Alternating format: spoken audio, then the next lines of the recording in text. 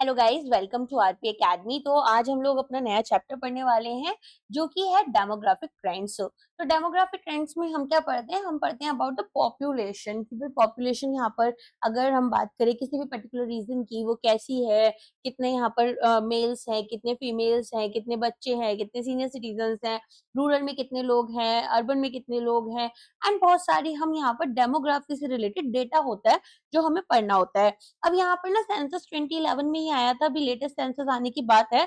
Although बोला तो यही गया था कि हर 10 साल में ना एक सेंसस आएगा, बट अभी वाला तो अभी तक आया नहीं है, तो जब भी आएगा तब हम उसे पढ़ेंगे। टिल देन यही डेटा हमारा रेलेवेंट रहता है। अलोंग विद दैट बहुत सारे ना आपके लिए एनएसओ की तरफ से रिपोर्ट्स आते हैं जो कि आपके इस एग्जाम में कवर हो जाते हैं, और एग्जाम में डेफिनेटली एक दो क्वेश्चंस पूछ लिए जाते हैं उधर से। एंड समटाइम्स यहाँ पर आपसे क्वेश्चन अगर कुछ इंपॉर्टेंट टॉपिक है तो आपसे डिस्क्रिप्टिव में भी पूछा जाता है। ठीक है, तो हम लोग क्या क्या चीजें पढ़ने वाले हैं? हम इंट्रोडक्शन, थियरीज क्या है, इंपॉर्टेंट टर्म्स क्या है, साइज क्या है, ग्रोथ क्या है, एज स्ट्रक्चर, लिटरेसी, ये सारी चीजें कवर करेंगे। ओके, तो यहाँ पर अब स्टार्ट करते हैं हम हमारे डेमोग्राफिक ट्रेंड्स के साथ में। तो सबसे पहले डेमोग्राफी होती क्या है? तो हम यहाँ पर पॉपुलेशन की स्टडी कर रहे हैं सिस्टमेटिक मैनर में। We have all the data present with us, and उस डेटा को यूज करते हुए हम यहाँ पर पॉपुलेशन के बारे में पढ़ते हैं। तो जो टर्म है वो एक ग्रीक ओरिजिन से आई है, जिसमें कि दो वर्ड्स हैं, डेमोस एंड ग्राफिन। ग्राफिन यहाँ पर आपकी डिस्क्राइब करती है और डेमोस यहाँ पर पीपल। तो we are describing people, and यहाँ पर डेमोग्राफी जो है वो ट्रेंड्स, प्रोसेसेस पढ़ती है। ट्रेंड्स एज इन आज से 10 साल पहले क्या डेटा था, अभी क्या डेटा है, अगर हम 20 साल से कंपेयर करें, 2 साल पहले कंपेयर करें, तो इस तरीके से हमारे पास, क्योंकि हिस्टोरिकल डेटा प्रेजेंट है, हमारे पास में करेंट डेटा प्रेजेंट है, we can compare and we can see कि क्या चीजों की इंप्रूवमेंट है। तो यहाँ पर चेंजेस क्या आए हैं पॉपुलेशन साइज में, पैटर्न ऑफ बर्थ क्या रहा है, डेथ रेट्स किस तरह रहे हैं, लोग अगर माइग्रेट कर रहे हैं, इन migration, out migration, rural urban migration, ये सारी चीजें हमें पता चलती हैं। स्ट्रक्चर एंड कॉम्पोजिशन पता चलता है पॉपुलेशन का, एंड देन रिलेटिव प्रपोर्शंस कि भाई विमेन कितनी है, मैन कितने हैं, एंड डिफरेंट एज ग्रुप्स। तो बहुत सारी वेराइटीज हैं डेमोग्राफी की, जिसमें हम फॉर्मल डेमोग्राफी जो कि लार्जली क्वांटिटेटिव फील्ड है, नंबर्स हमें याद करने हैं, एंड सोशल डेमोग्राफी जो कि यहाँ पर सोशल, इकोनॉमिक और पॉलिटिकल एस्पेक्ट्स हमारी पॉपुलेशन की कवर करती है। तो जो डेमोग्राफिक स्टडीज हैं वो किस चीज पर बेस्ड है? प्रोसेसेस ऑफ काउंटिंग और एन्यूमरेशन। तो यहाँ पर हम देखेंगे कि भाई सेंसस में कितने लोग हैं, सर्वेस हमारे होते हैं, है ना। तो सिस्टमैटिक कलेक्शन होता है डेटा का, जो कि लोग यहाँ पर स्पेसिफाइड टेरिटरी में रह रहे होते हैं। तो डेमोग्राफी एक ऐसी फील्ड है जिसमें कि हम बेसिकली बोल सकते हैं ये सोशियोलॉजी से रिलेटेड है। ठीक है, सोशियोलॉजी में हम सोसाइटी के बारे में पढ़ रहे होते हैं, सोशल इश्यूज के बारे में पढ़ रहे होते हैं, देखते हैं कि भाई कोई भी सोसाइटी किस किस तरीके से रन करती है। अलग अलग यहाँ पर हमारे पास में सोशियोलॉजिस्ट होते हैं जिनकी बातों को हम पढ़ते हैं। तो जो एमरजेंस है सोशियोलॉजी का, इसकी जो सक्सेसफुल एस्टेब्लिशमेंट हुई है एज एन अकेडमिक डिसिप्लिन, वो यहाँ पर एक बहुत बड़ा रीजन डेमोग्राफी है जिसकी वजह से आई है। अब डेमोग्राफिक थ्योरीज के बारे में समझें तो यहाँ पर कुछ फ्रेमवर्क्स दिए गए हैं जो कि एक्सप्लेन करते हैं और प्रेडिक्ट करते हैं कि क्या पॉपुलेशन चेंजेस रहेंगे। आगे जाकर पॉपुलेशन बढ़ेगी, पॉपुलेशन कम होना शुरू हो जाएगी, पॉपुलेशन डिक्रीजिंग रेट पर बढ़ेगी या इंक्रीजिंग रेट पर बढ़ेगी, ये सारी चीजें हम समझते हैं। तो यहाँ पर आपके birth rates, death rates, migration patterns, age structures, ये सारी चीजें हमें पढ़ने के लिए मिलती हैं। तो ये सभी थियरीज हमारे लिए इंपॉर्टेंट है ताकि हम ये समझे कि भाई पॉपुलेशन ग्रो कैसे कर रही है, यहाँ पर चेंजेस क्या आ रहे हैं ओवर द टाइम, और पॉलिसी डिसीजंस जो हैं, जैसे कि यहाँ पर आपके education, health care, resource allocation से रिलेटेड इश्यूज हैं, उसको हम यहाँ पर किस तरीके से पॉलिसी डिसीजंस ले सकते हैं। ठीक है, तो अब यहाँ पर सबसे इंपॉर्टेंट थियरी आ जाती है माल्थुसियन की थियरी ऑफ पॉपुलेशन ग्रोथ, जिसका ये मानना है कि जो ह्यूमन पॉपुलेशन है वो एक बहुत ही फास्टर रेट पर ग्रो करती है than the rate at which the means of human subsistence can grow. आपका एग्रीकल्चर से अगर खाना ग्रो हो रहा है, आपके पास में क्लोथिंग अगर आ रही है, all that is at a faster growing rate, but even if we compare the growth of population, human population, its rate is even faster than that. So both of these are not matching each other, और जब ये match नहीं करेंगे तो क्या होगा? some sort of population will live in poverty. They will not have existence or they will not have these resources कि वो यहाँ पर अपने लिए खाना वगैरह ये सारी चीजें बेसिकली उनको मिल पाए, ठीक है, एक्सेस नहीं होगी, they will not have the access to food. Okay, so जब पॉपुलेशन राइज करेगी जियोमेट्रिक प्रोग्रेशन में, जीपी में, ठीक है, और एग्रीकल्चर प्रोडक्शन जो है वो आपका अर्थमेटिक प्रोग्रेशन में हो रहा है। अब जीपी क्या होता है, फास्टर एक्सपोनेंशियल रेट में जा रहा है, अर्थमेटिक प्रोग्रेशन आपका स्लो जा रहा है। तो पॉपुलेशन ग्रोथ हमेशा आउटस्प्रिट कर देती है growth in production of subsistence resources. तो यहाँ पर अब आपको प्रॉस्पेरिटी अगर बढ़ानी है तो आपको पॉपुलेशन ग्रोथ रेट को कंट्रोल करना पड़ेगा, क्योंकि खाना तो देखो, अब यहाँ पर आपके पास खारिफ राबी ज़ेड सीजन्स होते हैं एग्रीकल्चर के, तो ये तो अपने ही सीजन्स है ना, क्रॉप्स तो इन्हीं के अकॉर्डिंग ग्रो करेंगी। ठीक है, आपने बहुत सारी टेक्नोलॉजी यूज कर ली, बहुत सारे रिसोर्सेज यूज कर लिए, बट स्टिल यहाँ पर उस रेट को मीट करना बहुत मुश्किल है। तो ये बोल रहे हैं कि भाई देखो, आपके पास केवल एक ही ऑप्शन बचता है। क्या ऑप्शन है? कि आप यहाँ पर ग्रोथ जो हो रही है पॉपुलेशन की उसको कंट्रोल करने की कोशिश करो। अनफॉर्चुनेटली ह्यूमन के पास में एक लिमिटेड एबिलिटी है to voluntary reduce the growth of its population. अब यहाँ पर आप प्रिवेंटिव चेक्स कर सकते हो, पोस्टपोन कर सकते हो मैरिजेस को, यहाँ पर सेक्सुअल अब्सिस्टेंस जो है वो आप प्रैक्टिस कर सकते हो। तो बेसिकली आप क्या कर रहे हो, सेलिबेसी प्रैक्टिस करने लग जा रहे हो। तो बेसिकली आपको यहाँ पर बोला जाता है ना कि हमें यहाँ पर क्या करना है, हमें किसी भी तरीके से जो पॉपुलेशन है उसे कंट्रोल करने के लिए अलग अलग मेजर्स बताए जाते हैं। अब जैसे ट्यूबेक्टोमी हो गया, वैसेक्टोमी हो गया, कॉन्डोम्स का यूज हो गया। अब ये सारी चीजें definitely they are going to help people, but उसके लिए भी एजुकेशन अवेयरनेस होने की जरूरत है, राइट। तो यहाँ पर प्रिवेंटिव चेक्स होते हैं। तो मैल्थस का जो थियरी है वो इन्फ्लुएंशियल बहुत लॉन्ग टाइम के लिए रहा। यहाँ पर कुछ चैलेंजेस थे बाय थियरिस्ट, जिन्होंने ये क्लेम किया कि इकोनॉमिक ग्रोथ जो है वो यहाँ पर आउटस्ट्रिप कर जाएगी पॉपुलेशन ग्रोथ को। अब यहाँ पर ये क्या बोल रहे हैं कि ऐसा ना हो जाए यहाँ पर कि हमारी जो इकोनॉमिक ग्रोथ है, ठीक है, वो ही आउटस्ट्रिप हो जाए। अब ये बहुत सारे इकोनॉमिस्ट का बोलना था, लेकिन जो मोस्ट इफेक्टिव रिफ्यूटेशन आया इनकी थियरी का, जो मैल्थुसियन थियरी का, यहाँ पर बोला गया कि नहीं, इसका जो क्रिटिसिज्म आया, इसको जो रिफ्यूट किया गया, मना किया गया, वो यहाँ पर हिस्टोरिकल एक्सपीरियंसेस जो थे यूरोपियन कंट्रीज के, उनके थ्रू देखा गया। तो पैटर्न जो है पॉपुलेशन ग्रोथ का वो यहाँ पर चेंज होना शुरू हुआ 19th सेंचुरी के लेटर हाफ में, ठीक है। अब यहाँ पर क्या हुआ, इंडस्ट्रियल रेवोल्यूशन आ गया था, राइट। तो by the end of first quarter of 20th century जो चेंजेस थे वो बहुत ड्रामेटिक चेंजेस थे। बर्थ रेट्स डिक्लाइन करने लग गए, ठीक है, मतलब अब उतने लोग पैदा नहीं हो रहे जितने पहले हो रहे थे। एपिडेमिक डिसीजेस आ गई, तो उनका जो आउटब्रेक था उसे अब कंट्रोल किया जाने लग गया। तो आपको याद होगा पेनिसिलिन, ये सारी चीजें भी आने लग गई थी। तो मैल्थस की जो प्रेडिक्शंस थी, इन्होंने यहाँ पर फॉल्स प्रूव हो गई, क्योंकि फूड प्रोडक्शन भी बढ़ गया, स्टैंडर्ड ऑफ लिविंग जो थे वो भी बढ़ने लग गए, डिस्पाइट कि यहाँ पर रैपिड ग्रोथ ऑफ पॉपुलेशन आ गई थी, ठीक है। अब आती है बात डेमोग्राफिक ट्रांजिशन थियरी की, जिसमें इन्होंने बोला कि भाई फ्यूचर पॉपुलेशन जो है किसी भी एरिया की, वो आप कैसे डिस्क्राइब कर सकते हो और प्रेडिक्ट कर सकते हो। तो ट्रांजिशन किस तरह से आएगा, जैसे पॉपुलेशन अगर बहुत फास्ट रेट पर बढ़ रही है तो वो कैसे कम हो सकती है, डेथ रेट अगर फास्ट है तो वो कैसे कंट्रोल हो सकता है।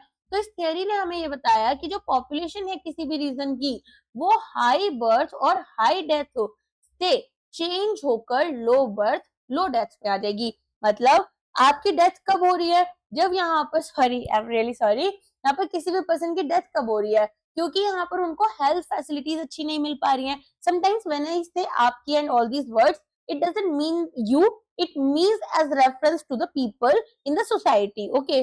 तो यहाँ पर लोगों की डेथ कब होती है, लोगों की डेथ होती है जब उनके पास में प्रॉपर हेल्थ मेजर्स नहीं होते हैं, जब उनको यहाँ पर प्रॉपर मेडिकेशंस नहीं मिल रहे हैं। तो अगर यहाँ पर प्रॉपर न्यूट्रिशन मिलता है, प्रॉपर हेल्थ केयर की चीजें मिल जाती हैं, एक्सेस मिलती है हेल्थ केयर के लिए, हॉस्पिटल्स एक्सेसिबल होते हैं, डॉक्टर्स प्रेजेंट होते हैं, तो डेथ रेट कम हो जाता है। टॉकिंग अबाउट बर्थ रेट, तो हमने देखा था एक टाइम था, अगर आप लोग खुद भी देखेंगे, आपके दादा दादी है ना, दे वुड भी 5 से 6 भाई बहन, कुछ लोग तो यहाँ पर 10-11 भाई बहन भी होते थे। देन हमारे पेरेंट्स तक बात आई तो वहां पर उनके 2-3 भाई बहन या फिर 2 भाई बहन इस तरह से होते थे।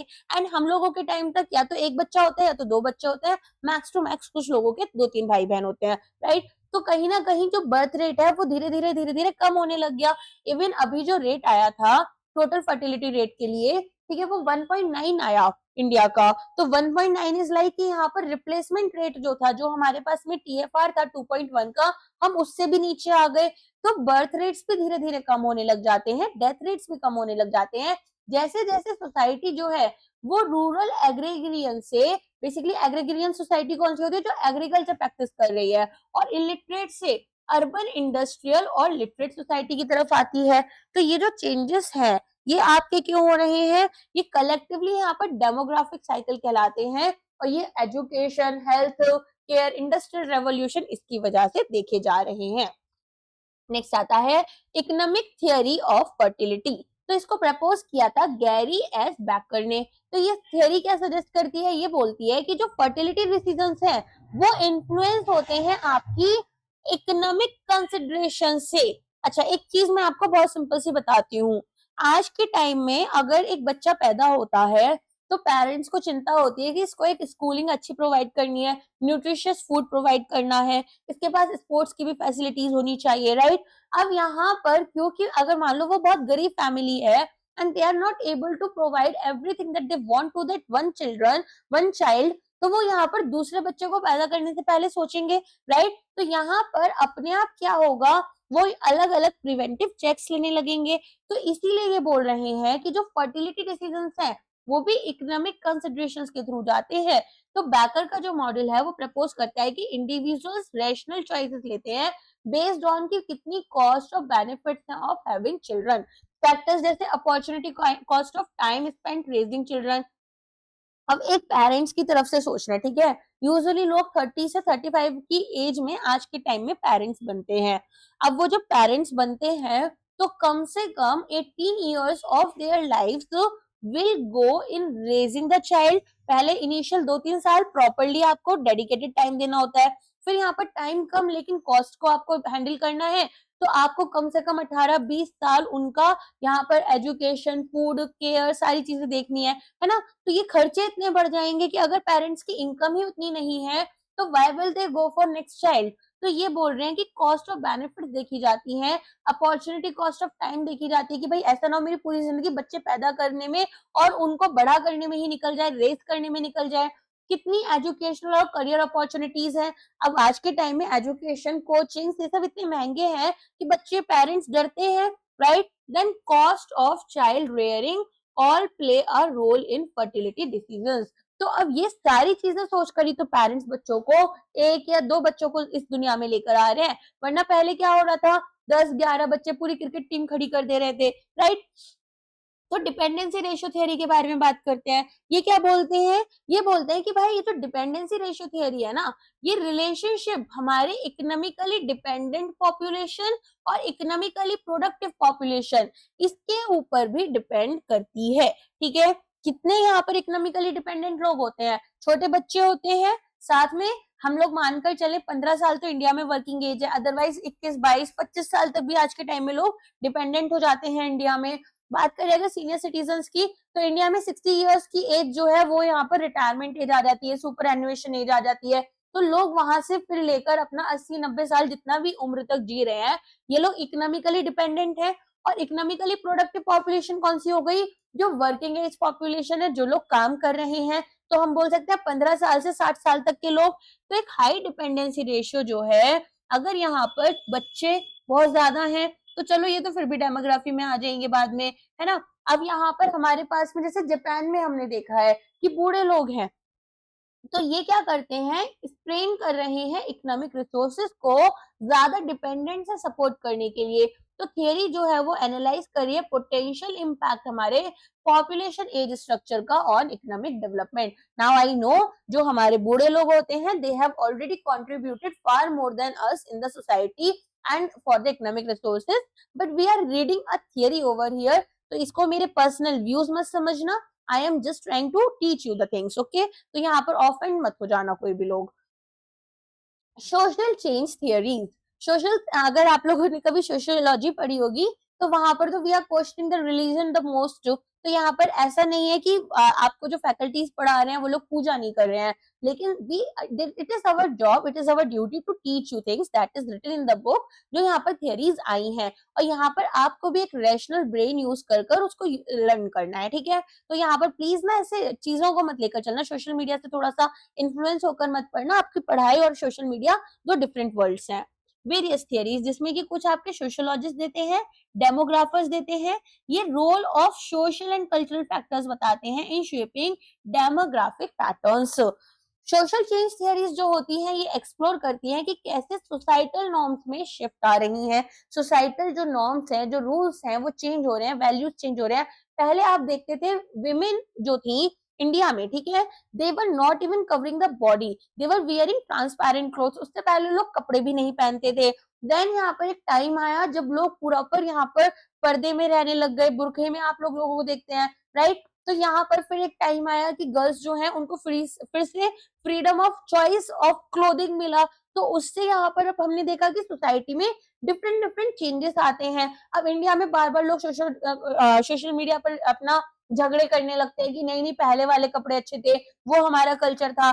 तो हमारा कल्चर कुछ नहीं होता है, ये सोसाइटल नॉर्म्स होते हैं जो चेंज हो रहे होते हैं। Culture is very different from the societal norms, जो सोसाइटी अपने खुद के यहाँ पर डिसीजंस को लेकर या अपने खुद के बेनिफिट्स को देखकर सोचकर बनाती है। ओके, तो वैल्यूज की बात की जाती है। देन इंस्टीट्यूशंस जो कि इन्फ्लुएंस कर रहे हैं पॉपुलेशन डायनामिक्स को। अब ये सब भी हमारे fertility rates, marriage patterns and migration को इम्पैक्ट कर रहे होते हैं। देन आते हैं अर्बनाइजेशन थियरी। अर्बनाइजेशन थियरी क्या है? वो थियरी जो कि एक्सप्लोर कर रही है रिलेशनशिप किसके बीच में?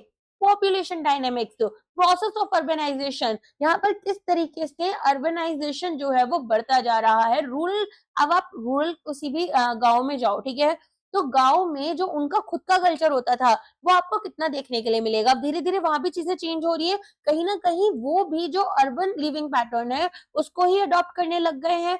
तो यहाँ पर जैसे जैसे लोग रूरल एरिया से सिटीज की तरफ जाते हैं, बर्थ और डेथ रेट्स चेंज होते हैं, फैमिली स्ट्रक्चर्स चेंज होते हैं। पहले लोग जॉइंट फैमिलीज में रहते थे, अब लोग न्यूक्लियर फैमिलीज में रहते हैं, राइट। अब तो सिंगल पेरेंट्स वाला कॉन्सेप्ट बहुत स्ट्रांग होता जा रहा है। तो ओवरऑल पॉपुलेशन ग्रोथ भी यहाँ पर चेंज होती है। तो अर्बनाइजेशन को एसोसिएट करते हैं हम कि किस तरह से जो लाइफ स्टाइल है वो बदल रहा है, एजुकेशन आपकी चेंजेस लेकर आ रही है और एम्प्लॉयमेंट अपॉर्चुनिटीज में चेंजेस आ रहे हैं, ठीक है। तो अब यहाँ पर हमें कुछ स्टेजेस पढ़नी है, ये थी हमारी सारी थियरीज। एंड गाइस एक चीज याद रखना, when you are reading and learning the theories, यहाँ पर might be many of you don't have those backgrounds from economics और something like from art side.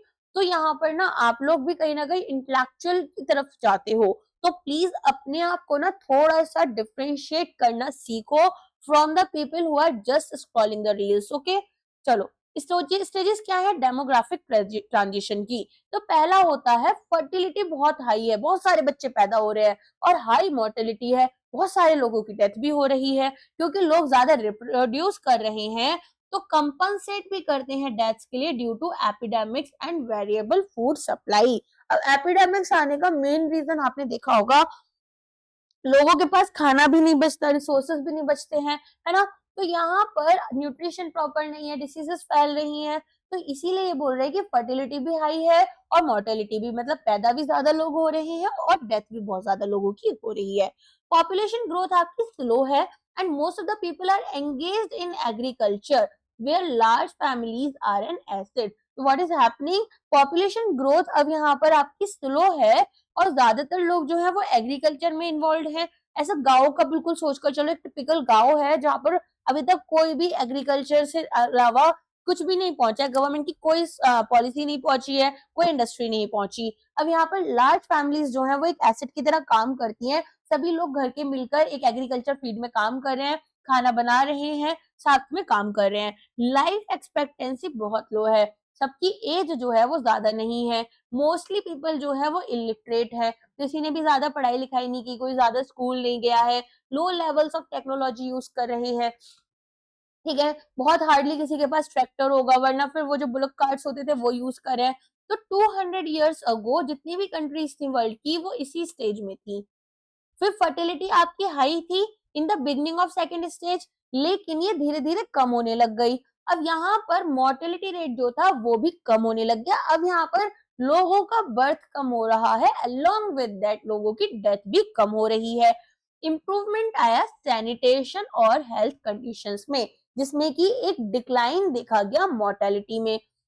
अब ये जो गैप था, ये यहाँ पर नेट एडिशन जो था पॉपुलेशन का, इसमें हमने देखा कि काफी हाई था। अब सैनिटेशन इंप्रूव हुआ, हेल्थ कंडीशंस इंप्रूव हुई, लेकिन लोगों का जो फर्टिलिटी रेट है वो ऐसा जो उतना ज्यादा नहीं गिरा और मोर्टेलिटी रेट गिरने लग गया। तो पॉपुलेशन एक अच्छे रेट पर बढ़ रही थी। नेट यहाँ पर जैसे एक्सपोर्ट और इम्पोर्ट पड़ता है ना, ऐसे ही नेट यहाँ पर आपका इनफ्लो आउटफ्लो की वजह से इनफ्लो ऑफ पॉपुलेशन हो रहा था। Okay, in the last stage fertility और मोर्टेलिटी दोनों ही कंसिडरेबली डिक्लाइन होने लग गई हैं, बर्थ भी कम हो रहा है। पॉपुलेशन अब स्टेबल हुई और यहाँ पर स्लोली ग्रो कर रही थी।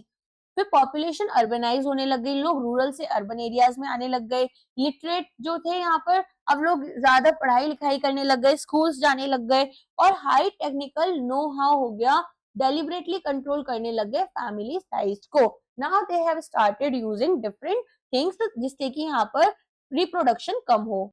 तो बेसिकली कॉन्ट्रासेप्शन जो यहाँ पर 1970s में इंदिरा गांधी गवर्नमेंट लेकर आई थी ना, उसका भी यही रोल था कि वैसिक्टोमी या ट्यूबेक्टोमी के थ्रू हम यहाँ पर क्या करें, पॉपुलेशन को कंट्रोल करने की कोशिश करें। ठीक है, आइडिया बुरा नहीं था, इम्प्लीमेंटेशन करने का तरीका बहुत गलत था। ह्यूमन बींग्स अब एक्सट्रीमली फ्लेक्सिबल हो गए और यहाँ पर अपनी फर्टिलिटी को एडजस्ट करने लग गए। ठीक है, डेफिनेटली थ्रू कॉन्ट्रासेप्शन मेथड्स।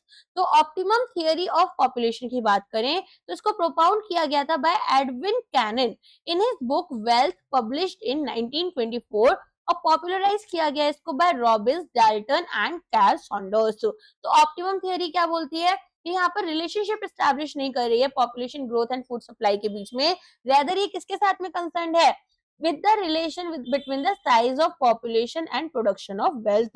तो मैल्थुसियन थियरी जो है वो एक जनरल थियरी है जो कि पॉपुलेशन प्रॉब्लम जो है कंट्री की उसको पढ़ रही है with related to its economic conditions। तो ऑप्टिमम थियरी जो है वो ज्यादा रियलिस्टिक है देन मैल्थुसियन थियरी। ओके, तो यहाँ पर इन लोगों की जो मैल्थुसियन थियरी थी वो उतने अच्छे से चीजें नहीं बता पा रही थी जितने अच्छे से ऑप्टिमम थियरी बता पा रही है।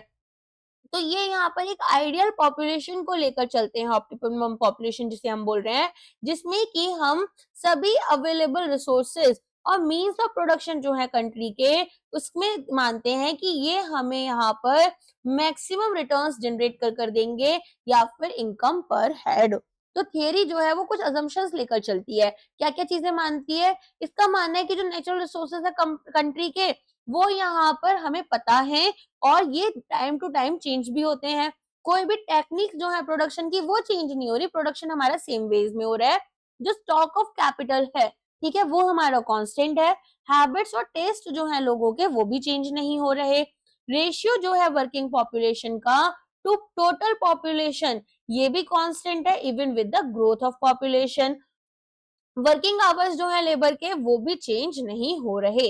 मोड्स ऑफ बिजनेस ऑर्गेनाइजेशन भी कांस्टेंट है। ठीक है, तो ये सारी चीजें हम मानकर चलते हैं कि वर्किंग पॉपुलेशन हमारी सेम है, वर्किंग आवर्स भी सेम है, mode of business organisation same है, लोगों की habits, taste, stock of capital, techniques of production सब कुछ हमारा सेम चल रहा है, कोई खास डिफरेंस नहीं आया।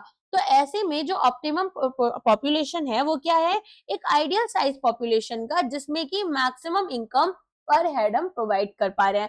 जितने भी लोग हैं सबको हम यहाँ पर एक मैक्सिमम इनकम दे रहे हैं और यहाँ पर अगर कोई राइज या फिर डिमिनिशन आता है पॉपुलेशन के साइज में तो फिर यहाँ पर ऑप्टिमम लेवल से ऊपर या ऑप्टिमम लेवल से नीचे तो इनकी इनकम पर हेड भी कम हो जाएगी। बेसिकली क्या है, 10,000 रुपीज है मेरे पास, अब 10 लोग हैं तो सभी को यहाँ पर 1000 रुपीज मिलेंगे।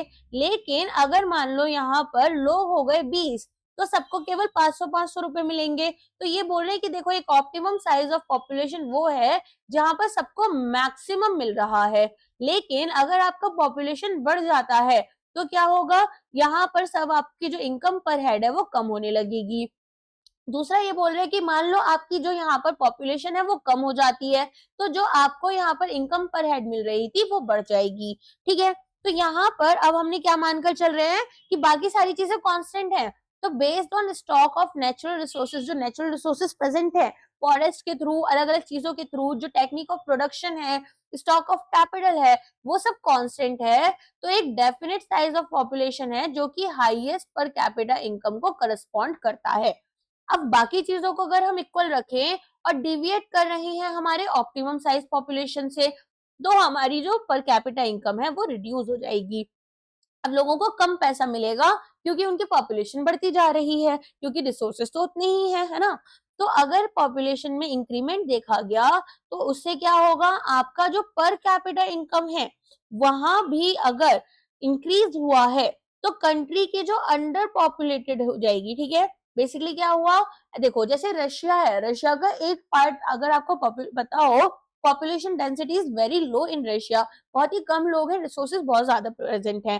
ठीक है, तो यहाँ पर अब कंट्रीज क्या करती हैं, ऐसी कंट्रीज को जरूरत होती है कि उनकी पॉपुलेशन वो बढ़ाएं। ठीक है, जब तक कि एक ऑप्टिमल लेवल पर ना पहुंच जाए। ग्रीनलैंड की अगर मैं बात करूं तो ग्रीनलैंड में ना आई थिंक थाउजेंड्स में लोग हैं, लैक्स में भी नहीं है, वहां पर शायद 32,000 समथिंग लोग हैं, कुछ इस तरीके से वहां की पॉपुलेशन है। Might be the data is wrong but the fact is correct कि वहां पर बहुत कम लोग रहते हैं। तो ऐसे में ना अगर यहाँ पर आप पूरा रिसोर्सेज को भी यूज नहीं कर पा रहे तो कंट्री को जरूरत पड़ जाती है कि वो अपनी पॉपुलेशन को बढ़ाए। ऑन द कॉन्ट्ररी, अगर यहाँ पर आपकी पॉपुलेशन बढ़ रही है तो ऐसा भी हो सकता है कि आपकी पर कैपिटा इनकम कम हो जाए। क्यों, जैसे इंडिया जैसी कंट्री में जहां पर कंट्री ओवर पॉपुलेटेड है और डिक्लाइन अगर यहाँ पर नहीं हुआ पॉपुलेशन का, तो फिर हमें क्या होगा, पर कैपिटा इनकम कम होती रहेगी। तो हमें क्या करना होता है, डिक्लाइन चाहिए पॉपुलेशन में, जब तक कि हम यहाँ पर कैपिटा इनकम को मैक्सिमाइज ना कर लें। ओके, देन आती है, अभी ये सारी थियरीज अगेन मेरे खुद के व्यूज नहीं है, जीरो पॉपुलेशन ग्रोथ थियरी। तो यहाँ पर जीरो पॉपुलेशन ग्रोथ थियरी में क्या आएगा, नियो मैल्थुसियन रिसर्चर थे पॉल एहरलिच, जिन्होंने यहाँ पर ये थियरी को लेकर आए। अब एहरलिच का कहना क्या था, इनका कहना था कि जो एनवायरमेंट है ये है ना कि फूड सप्लाई है, जो कि क्रूशियल रोल प्ले कर रही है इन continued health of the planets population, कि भाई प्लैनेट की जो यहाँ पर पॉपुलेशन है इसकी हेल्थ कैसी जाएगी। तो ह्यूमन पॉपुलेशन आपकी रैपिडली बढ़ रही है टवर्ड्स कंप्लीट एनवायरमेंटल कोलैप्स। ठीक है, अब यहाँ पर इतनी ज्यादा बढ़ गई है कि लोग क्या कर रहे हैं, जंगल खत्म करते जा रहे हैं, फॉरेस्ट की जगह अब डिफॉरेस्टेशन हो रहा है। राइट, अभी हम क्या देख रहे हैं कि यहाँ पर अलग अलग रिसोर्सेज को एक्सट्रैक्ट करने के लिए हम लोग इवन पहाड़ों तक को काटते जा रहे हैं, खत्म कर रहे हैं हम हिमालयास को। तो ये सभी चीजें जो हो रही हैं, इससे क्या हो रहा है, यहाँ से एनवायरमेंट कोलैप्स हो रहा है, क्योंकि जो प्रिविलेज लोग हैं वो या तो पल्यूट कर देते हैं एनवायरमेंटल रिसोर्सेज को, जैसे वाटर, एयर। अब इंडस्ट्रीज क्या कर रही है, अपना गंदा पानी रिवर्स में डाल देती हैं, है ना, इतनी ज्यादा यहाँ पर टॉक्सिक केमिकल्स को, अपनी चिमनीज वगैरह भी नहीं लगाती प्रॉपरली और पूरी एयर गंदी कर देती हैं। तो बेसिकली जो लोग हैं यही यहाँ पर ऐसा कर रहे हैं कि अपनी जो पूरी की पूरी जनरेशन है उसको, या फिर अपनी जो नेक्स्ट आने वाली जनरेशन है उनके लिए कोई भी रिसोर्सेज नहीं छोड़ने वाले। तो इन्होंने बोला कि हमें ना जीरो पॉपुलेशन ग्रोथ की तरफ जाना चाहिए, जहां पर जितने लोग यहाँ पर बर्थ के थ्रू एंटर कर रहे हैं, इनफ्लो और आउटफ्लो ना बराबर होना चाहिए। इनका ये कहना है कि जितने लोगों का बर्थ हो रहा है उतने ही लोगों की डेथ होनी चाहिए, कुछ इस तरीके से हमारी जीरो पॉपुलेशन ग्रोथ होनी चाहिए। तो जितने लोग पॉपुलेशन में एंटर कर रहे हैं बर्थ के थ्रू या फिर इमाइग्रेशन के थ्रू, उतने ही यहाँ पर या तो डेथ के थ्रू या तो फिर ई माइग्रेशन के थ्रू छोड़कर इस दुनिया को जा रहे हैं या इस जगह को छोड़कर जा रहे हैं। तो यहाँ पर ये जो सपोर्ट है इस कॉन्सेप्ट का वो मिक्स्ड है, लेकिन एक पॉसिबल सोल्यूशन इसे माना गया है to the global over population. देखो, अब एक बहुत सिंपल सी चीज है, हमें पता है कि भाई यहाँ पर खराब इंडस्ट्रीज हैं, इंडस्ट्रीज पर कोई भी कंट्रोल नहीं लगा रहा। आज के टाइम में सब लोग ना झगड़ा कर रहे हैं कि दिवाली पर क्रैकर्स बर्न करने चाहिए या नहीं करने चाहिए। बट मैं एक चीज पूछती हूँ कि ठीक है अभी दिवाली है, इतने ज्यादा एक साथ, क्योंकि बहुत ज्यादा पॉपुलेशन एक साथ क्रैकर्स जला रही है तो धुआं यहाँ पर इकट्ठा हो जा रहा है। बट क्या ये सोलो प्रॉब्लम है, क्या ये सोल प्रॉब्लम है? Even the governments are not recognizing along with the population who is having these debates and discussion कि why our industries are not following the norms, the rules, the regulations जो कि यहाँ पर उनको बोला गया है। ठीक है, तो यहाँ पर हमारे पास में इतने मेजर इशू के बारे में कोई डिस्कस ही नहीं कर रहा, हर चीज को हम रिलीजन की तरफ ला रहे हैं। तो हम भी तो वही पॉपुलेशन बने जो एनवायरमेंट को डिग्रेड कर रहे हैं। Now think about it. चलिए नेक्स्ट आ जाते हैं सेंसस 2011। तो इंडियन सेंसस क्या है? Most credible source of information है on demography, economic activity, literacy and education, householding and household amenities, urbanization, fertility, mortality, scheduled castes and scheduled tribes, language, religion, migration, disability, and many other socio-cultural and demographic data since 1872। ठीक है, तो यहाँ पर ये सारी चीजें जो है ये हमारे इंडियन सेंसस को बहुत ही बड़ा एक क्रेडिबल सोर्स बना रही है, जिससे हमें urbanization, literacy, scheduled caste, scheduled tribe, language, disability, migration, इन सब के बारे में डेटा मिलता है। तो सेंसस 2011 हमारा लेटेस्ट सेंसस है, तो इसी को हम पढ़ेंगे। तो ये यहाँ पर 15 सेंसस था इंडिया का और 7 सेंसस है इंडिपेंडेंट इंडिया का, जिसको स्टार्ट किया गया था 1 अप्रैल 2010 में, जहां पर हमारी प्रेसिडेंट थी श्रीमती प्रतिभा पाटिल, जो कि फर्स्ट वुमेन प्रेसिडेंट भी थी इंडिया की, and being the first citizen to be accounted. तो यहाँ पर मोटो क्या था सेंसस का? Our census our future. Mascot क्या था सेंसस का? वो था विमेन इनैमरेटर। अब यहाँ पर सीएम चंद्रमौली जो थे वो registrar general and census commissioner थे इंडिया के सेंसस के लिए। 15 इंडियन सेंसस कंडक्ट किया गया 2 फेजेस में। एक बार हाउस लिस्टिंग हुई थी, आपको शायद याद हो, सब लोगों के घर पर भी आए थे ये लोग, एंड एक पॉपुलेशन एनिमरेशन। तो हाउसिंग लिस्टिंग फेज जो है वो 1 अप्रैल 2010 में शुरू हुआ और कलेक्शन हुआ इंफॉर्मेशन का अबाउट ऑल बिल्डिंग्स। तो इंफॉर्मेशन जो है नेशनल पॉपुलेशन रजिस्टर की वो भी कलेक्ट की गई थी इन द फर्स्ट फेज, और एक 12 डिजिट का यूनिक आइडेंटिफिकेशन नंबर सभी रजिस्टर्ड इंडियन रेजिडेंट्स को यहाँ पर अलॉट किया गया बाय यूआईडीएआई। ठीक है, अब सेकंड पॉपुलेशन यहाँ पर जो थी, ये जो आधार वाला है ना, ये 2005 में आया था बेसिकली। तो यहाँ पर 2011 में यूआईडीएआई ने भी क्या किया है, अपने लिए जो 12 डिजिट वाला नंबर है ये सबको अलोकेट किया है।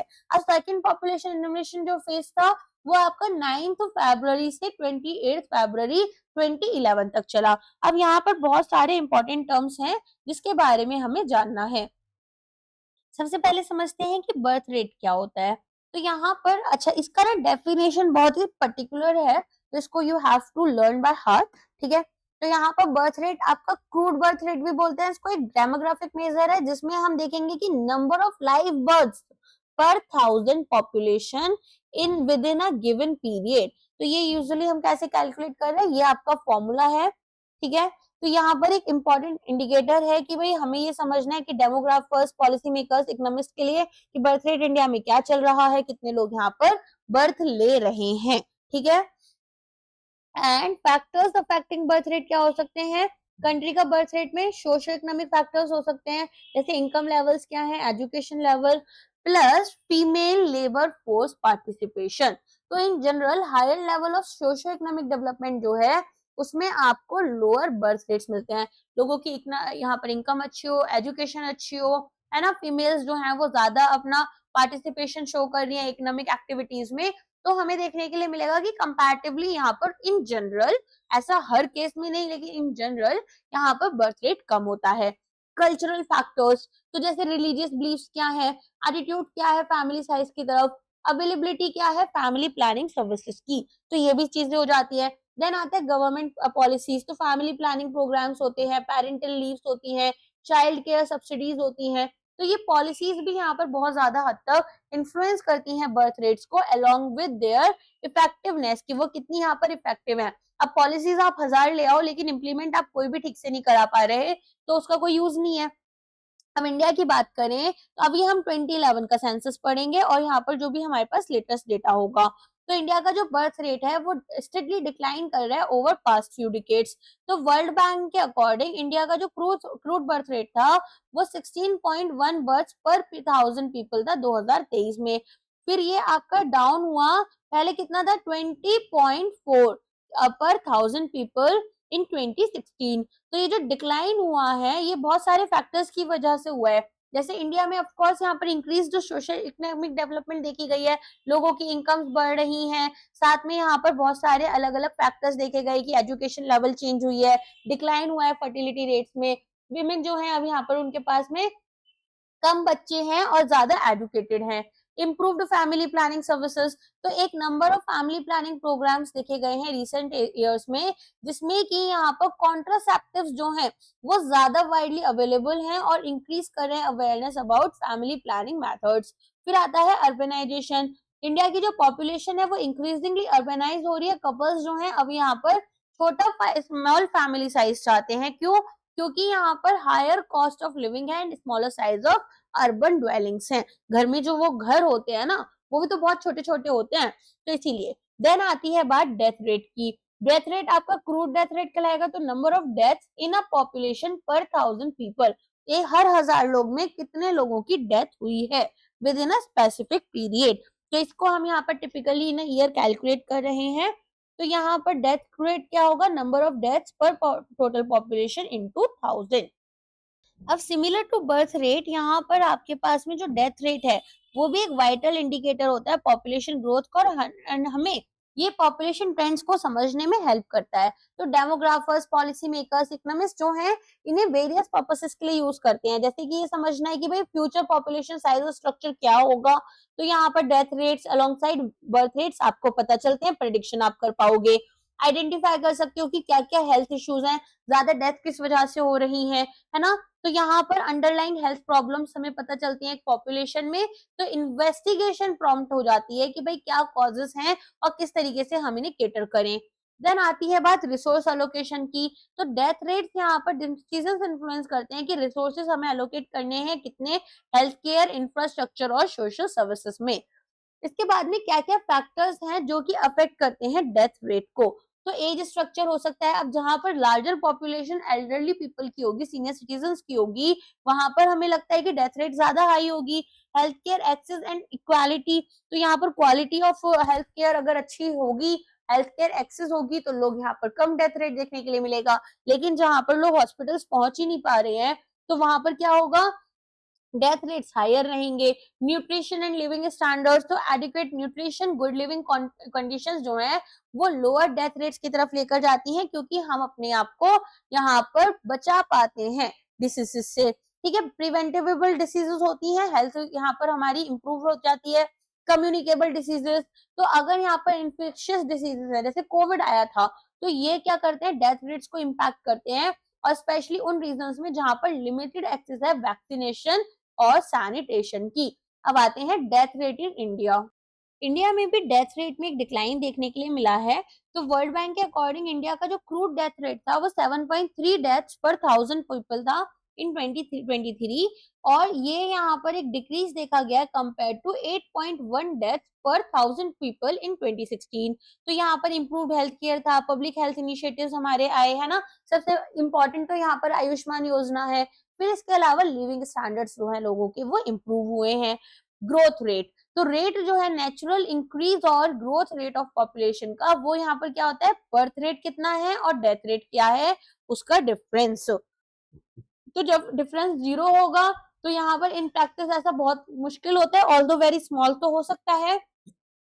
तो हम बोल सकते हैं कि पॉपुलेशन स्टेबलाइज हो चुकी है और अपनी रिप्लेसमेंट लेवल पर पहुंच चुकी है, जहां पर रेट ऑफ ग्रोथ जो है वो हमारी न्यू जनरेशन को रिप्लेस करने के लिए, ओल्डर वंस को रिप्लेस करने के लिए न्यू जनरेशन की अब जरूरत है। ठीक है, तो समटाइम्स सोसाइटीज यहाँ पर एक नेगेटिव ग्रोथ रेट भी देखती हैं। इंडिया में कौन सा रिलीजन है जहां पर हमें ये देखने के लिए मिलता है? पारसीज कम्युनिटी में। तो यहाँ पर आप देखेंगे कि जो फर्टिलिटी रेट है वो इनके बहुत ही लो है द रिप्लेसमेंट रेट। तो ये हमारी बहुत सारी कंट्रीज है, जैसे जापान हो गया, रशिया हो गया, इटली हो गया, ईस्टर्न यूरोप हो गया। फिर आती है बात फर्टिलिटी रेट की। तो फर्टिलिटी रेट क्या कहलाएगा? जब नंबर ऑफ लाइव बर्ड्स हम देखेंगे पर 1000 women in child bearing age group, usually यहाँ पर 15 से 49 ईयर्स की एज में। ठीक है, तो जब मेंस्ट्रुएशन से मेनोपॉज का टाइम आता है उसके बीच में यहाँ पर जो विमेन है, ठीक है, जो कि इस एज ग्रुप में है, उनके लिए यहाँ पर कितने नंबर ऑफ लाइव बर्थ्स हो रहे हैं पर 1000 women in this particular age group. तो यहाँ पर जो हमारे बहुत सारे अदर रेट्स हमने डिस्कस किए हैं वो सब क्रूड रेट है, मतलब एक रफ एवरेज निकलता है एंटायर पॉपुलेशन का, और यहाँ पर हम अलग अलग एज ग्रुप्स को नहीं लेकर चल रहे। बट अगर हम बात करें यहाँ पर डिफरेंट एज ग्रुप्स हम कहाँ पर लेकर चलते हैं? यहाँ पर डिफरेंस अक्रॉस एज ग्रुप जैसे हमारे फर्टिलिटी रेट में है। तो ये क्यों इम्पोर्टेंट है? क्योंकि यहाँ पर हमें पता चलता है ना कि कितने लोग बर्थ दे सकते हैं, कितने लोग बर्थ दे रहे हैं, क्या चीजें चल रही हैं। तो TFR भी बोलते हैं, टोटल फर्टिलिटी रेट। ये यहाँ पर क्या होता है, इसको याद कर लेना, रट लेना इसको। Total number of live birds that a hypothetical woman would have if she lived through the reproductive age group and had the average number of babies in each segment of this age group as determined by the age specific fertility rates for that area। मतलब यहाँ पर हमारे पास में जो women है, एक ऐसा एक पर्टिकुलर लेडी को समझना, ठीक है, एक वुमेन को ऐसा समझो, यहाँ पर इनकी एज 15 से 49 इयर्स की है, ठीक है। अब इस अलग अलग एज ग्रुप्स में, जब वो 15 की थी, 20 की थी, 25 की थी, अलग अलग एज ग्रुप में ओवरऑल ऑन एन एवरेज ये कितने बच्चों को जन्म दे सकती थी, ठीक है। और यहाँ पर अगर इन्होंने पूरा ही अपनी रिप्रोडक्टिव एज में पूरा ही मतलब शी वाज अलाइव, ऐसा नहीं कि शी वाज डेड और समथिंग, एंड इनके पास में कितने एवरेज नंबर ऑफ बच्चे हो सकते थे। तो यहाँ पर अब हमें क्या पता चल रहा है कि इस पर्टिकुलर एज में कितने बच्चे इनके हो सकते थे और कितने बच्चों को इन्होंने एक्चुअली जन्म दिया है। तो टोटल फर्टिलिटी रेट क्या हो जाएगा, average number of birth to a cohort of women. यहाँ पर हमने एक ग्रुप बना लिया अलग अलग विमेन का, जैसे 1000 लेडीज का हमने ग्रुप बनाया, ठीक है। अब यहाँ पर उन्होंने कितने बच्चों को जन्म दिया up to the end of reproductive age period, जो 49 ईयर्स की एज पीरियड हमने ली है, वो अप टू दैट एज उन्होंने कितने बच्चों को जन्म दिया। तो ये एज स्पेसिफिक रेट्स जो हैं वो हमने गिवन पीरियड में यहाँ पर अपने ऑब्जर्व करे। तो फैक्टर्स जो कि अफेक्ट करेंगे फर्टिलिटी रेट्स को, कुछ अलग अलग फैक्टर्स हैं। सबसे पहले तो of course socio economic factors रहेंगे, तो यहाँ पर income level, education level, female labour force participation, और यहाँ पर जहां भी ऐसी कंट्रीज हैं जहां पर आपको देखने के लिए मिलेगा कि ये सब हाई है, वहां पर आपको पॉपुलेशन में बेसिकली फर्टिलिटी रेट जो है वो भी लोअर देखने के लिए मिलते हैं। इसके अलावा यहाँ पर कल्चरल फैक्टर्स हो जाते हैं, जैसा हमने अपने बर्थ रेट में पढ़ा है वही सारी चीजें हैं। अच्छा, इसमें एक चीज और आ जाती है, बर्थ कौन दे रहा है, वुमेन दे रही है। How is our society patriarchal, तो रिलीजियस बिलीफ्स कैसे हैं, विमेन का यहाँ पर बेसिकली आपका एटीट्यूड टुवर्ड्स फैमिली साइज कैसा है, रोल क्या है विमेन का इन द सोसाइटी। तो कल्चरल नॉर्म्स, ट्रेडिशंस, ये भी सिग्निफिकेंटली यहाँ पर फर्टिलिटी डिसीजंस को अफेक्ट करते हैं। जैसे बहुत सारी विमेन को यहाँ पर ये राइट ही नहीं दी गई है कि वो डिसाइड कर सके if she wants to give the birth और नॉट। ओके, देन आती है गवर्नमेंट पॉलिसीज। तो यहाँ पर आपके पास पॉलिसीज आएंगी जैसे family planning program, parental leave, child care subsidies. Policies एक रोल प्ले कर रही है in influencing fertility rates, although यहाँ पर जो इफेक्टिवनेस है वो चेंज होती है डिपेंडिंग ऑन द कॉन्टेक्स्ट। फिर आती है बात फर्टिलिटी रेट इन इंडिया। तो इंडिया का जो फर्टिलिटी रेट है वो धीरे धीरे यहाँ पर कम होता जा रहा है over the past few decades. तो जो लेटेस्ट डेटा आया था हमारा नेशनल फैमिली हेल्थ सर्वे से, अभी तक ना नेशनल फैमिली हेल्थ सर्वे ही लेटेस्ट आया हुआ है, जो 6th वाला है उसका काम तो हो चुका है बट रिलीज नहीं की गई है रिपोर्ट। तो इंडिया का जो फर्टिलिटी रेट है वो डिक्लाइन कर रहा है धीरे धीरे over the past few decades. अब इसमें हम क्या देख रहे हैं कि यहाँ पर आपके पास में कंडक्ट इसको किया गया था 2019-21 में, national family health survey 5th, okay. And यहाँ पर इंडिया का जो TFR है वो 2.0 था, which is just below the replacement rate था। अब इसके अलावा यहाँ पर जो सिग्निफिकेंट डिक्लाइन देखा गया है, कैसे 1992 में 3.4 और 2.2 था 2017 में। ये जो डिक्लाइन है ये यहाँ पर बहुत सारे फैक्टर्स से आएगा, तो वही फैक्टर्स आपके सेम है कि increase socio economic development, improved family planning services, urbanisation. अब आते हैं नेक्स्ट, ये है मोर्टेलिटी रेट्स में। अब हम यहाँ पर ना अलग अलग तरह के मोर्टेलिटी रेट्स पढ़ेंगे, जैसे infant mortality rate, neonatal mortality rate, maternal mortality rate. तो ये यूजुअली क्या है, जो बच्चों का जन्म हो रहा है, ठीक है। तो इन्फेंट्स जो होते हैं उनका मोर्टेलिटी रेट यहाँ पर कि कितने बेबीज हैं जिनकी डेथ हो रही है कि वो इस 1 साल की एज अटेन कर पाए उससे पहले पहले, पर 1000 लाइफ बर्थ, मतलब 1000 बच्चे जो पैदा हुए उनमें आखिर कितने बच्चों की डेथ हो जा रही है। तो यहाँ पर सिमिलरली हम मैटरनल मोर्टेलिटी रेट देखते हैं, जिसमें हम ये देखेंगे कि चाइल्ड बर्थ के दौरान या फिर उस रीजन से कितनी ऐसी विमेन हैं जिनकी डेथ हुई है, और ये हम देखते हैं पर 1000 लाइव बर्ड्स। तो हाईएस्ट रेट जो है infant and maternal mortality rate का, ये अनएम्बिगुअस इंडिकेटर रहा है कि भाई कंट्री में या फिर पर्टिकुलरली वर्ल्ड में कहाँ कहाँ बैकवर्डनेस है और पॉवर्टी है। डेवलपमेंट जो है वो यहाँ पर आपका अगर आएगी तो ये सभी रेट्स में बहुत बड़ा शार्प डिक्लाइन देखने के लिए मिलता है। क्यों? क्योंकि मेडिकल फैसिलिटीज अवेलेबल है, एजुकेटेड हैं लोग अब ज्यादा, अवेयरनेस है और प्रॉस्पेरिटी बढ़ती है। तो अब हमें मोर्टेलिटी रेट्स को अगर इंडिया में समझना है तो हमें देखना होगा कि एक डिक्लाइन तो देखा गया है हमारे ओवरऑल मोर्टेलिटी रेट में, लेकिन अभी भी इम्प्रूवमेंट की बहुत जरूरत है और रीजनल डिस्पैरिटीज बहुत ज्यादा है। जैसे अगर आपने अगस्त सितंबर 2025 के करंट अफेयर्स पढ़े होंगे तो वहां पर मैंने दिखाया था कि किस तरीके से अगर हम बात करें छत्तीसगढ़ की या हम बात करें उत्तराखंड की तो यहाँ पर सिचुएशन काफी खराब हो रखी है। तो एक ब्रीफ लुक हम यहाँ पे ट्रेंड्स पर देखेंगे। तो सबसे पहले यहाँ पर आता है आपका क्रूड डेथ रेट। अब क्रूड डेथ रेट में आप क्या देखेंगे? क्रूड डेथ रेट में यहाँ पर आपका इंडिया का जो 2023 में क्रूड डेथ रेट रहा है वो रहा है 7.3 डेथ्स पर 1000 पीपल। इसमें यहाँ पर आपको एक डिक्रीज देखा जाएगा कंपेयर टू प्रीवियस ईयर्स, ठीक है। देन आता है infant mortality rate. Infant mortality rate में भी आपको एक डिक्लाइन देखने के लिए मिलता है जहां पर 30 डेथ्स पर 1000 लाइव बर्थ हो रही है 2019 में। लेकिन ये भी कितना हायर नंबर है अगर हम ग्लोबल एवरेज की बात करें, तो हमें इसको भी इम्प्रूव करना है। फिर आता है मैटरनल मोर्टेलिटी रेट। तो यहाँ पर एक डिक्लाइन देखा गया है एमएमआर में, लेकिन साथ में हम ये देख रहे हैं कि 7.3 डेथ्स पर 100,000 लाइव बर्थ देखी जा रही है। मतलब 1 लाख विमेन जिन्होंने बर्थ दिया है उसमें यहाँ पर आपके पास में कितने लोगों की डेथ हो रही है? 7.3 डेथ्स हो रही हैं। तो हेल्थ केयर एक्सेस को एड्रेस करना है, इंफ्रास्ट्रक्चर को इम्प्रूव करना है, बेटर मैटरनल हेल्थ प्रैक्टिसेस हमें यहाँ पर लेकर आनी है। फिर आती है बात लाइफ एक्सपेक्टेंसी एट बर्थ की। तो इसमें हम क्या देखेंगे कि ये आपकी राइज कर गई है टू 69.4, ठीक है, ईयर्स इन 2023, जिसमें कि इम्प्रूवमेंट्स हमारे हेल्थ केयर और लिविंग स्टैंडर्ड्स में देखे गए हैं।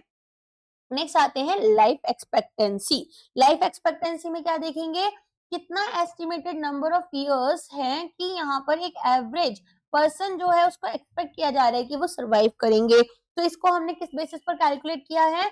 जो डेटा हमारे पास एज स्पेसिफिक डेथ रेट से रिलेटेड है in a given area over a period of time.